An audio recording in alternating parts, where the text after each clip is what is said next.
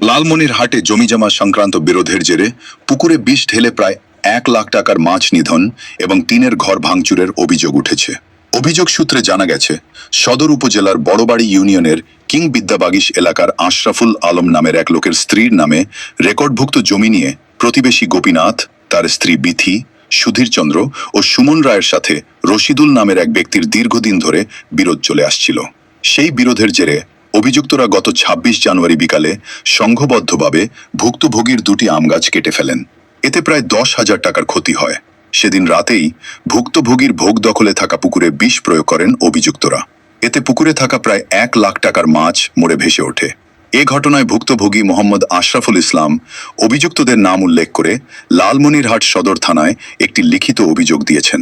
আমরা জমি কিনছি, এখন আমাদের সঙ্গে শত্রুতা করবে, আমাদের সঙ্গে বসবে, আমাদের সঙ্গে কথা বলবে, কিন্তু মাছের সঙ্গে কেমন অমানবিক কাজ এরা করলো, কে বা কারা। আসলে আমি মনে করি যে আসলে এটা সুস্থ তদন্ত সাপেক্ষে বিচারের আওতায় আনা হোক। আমার যে ঘর কিনছিলাম না, ওখানে গাছ কাটছে, আবার মনে করেন যে আপনার যে পুকুরে আমার বিষ দিচ্ছে। এই যে আমি জমিতে কিনছি, সে দলিলটা আমার কাছে আছে। এই যে আমি যে জমি কিনছি, দলিলটা আমার সাথে সবকিছু আমার কাছে আছে। আমার জমি মনে করেন আমার মালিকানা জমি, সে গাছ কাটছে, ঘর মনে করেন যে বিক্রি আমার কাছে করছে, সে ঘরটা ওরা জুলুম করে খুলতেছে, বুঝছেন। এইগুলা সবকিছু আমার কাছে মনে করেন জুলুম করে এরা করতেছে। মানে আমি বাড়ি আমার দূরে, হ্যাঁ, আমাকে দখল দিচ্ছে না। একটা হলো রশিদুল মেকার, হলো বুদ্ধি দেওয়া রশিদুল মেকার, আমার দোস্ত, সে আমাকে জমিটা কিনেছে, আর সে কিন্তু এত কিছু করতেছে।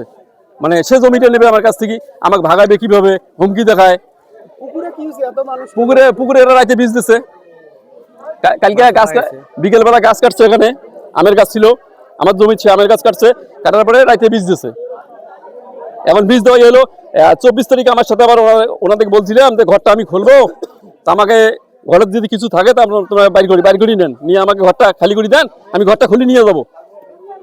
আমাকে বলছে তখন ওনার ছেলে, ওই মানে ঘর বেচাইয়া যে মালিক যায়, ও শালা সুমন, পরে লাঠি নিয়ে বাইরেছে আমাকে, কিসের ঘর। পরে এরা সবাই শুদ্ধ আর কি যায় আমার সাথে ক্যাসাল বাজাইছে যে কোনো ঘর দেবো না, আমরা তোর কাছ থেকে আরো টাকা পাই। বিভিন্ন ধরনের আমাকে হুমকি দেওয়া হয়, তুই আসিস তো, হ্যাঁ, করে থেকে আসিস মরবে, আর এইরকম আর কি আমাকে হুমকি টুমকি করা হয়েছে। তারপরে আমি মনে করেন যে আমাদের ওই বিএনপি দলের ওই সভাপতি ছিল নয়ন ভাই যাওয়ার সময় বলে গেছিলাম। নয়ন ভাই বলছে যে ভাই আমরা যাই সমাধান করে দেবো, কিন্তু সমাধান আমি বলছি যে আমার ঘরটা সবকিছু ওরা ছাড়ি দেব, আমি সুন্দর মতো খুলে নিয়ে যাই, আমার জায়গা আমাকে ক্লিয়ার করে দেব। আমি সুস্থ সমাধান, যেটা সুস্থ বিচার, আমার এই ক্ষতিগুলো কেন করা হইতেছে, আর জমি বিক্রি করার পরে কেন এই অত্যাচারগুলো হইতেছে। অভিযোগ পাওয়ায় তদন্ত করে বিষয়টি আমলে নেবেন বলে জানিয়েছেন লালমনিরহাট সদর থানার অফিসার ইনচার্জ আব্দুল মতিন। অভিযুক্তরা ভূমিদস্যু ও দাঙ্গাবাজ প্রকৃতির হওয়ায় গুরুতর হামলা বা জীবননাশের আশঙ্কা করছেন ভুক্তভোগী পরিবারের সদস্যরা। নেতৃত্বের কণ্ঠস্বর, লালমনিরহাট।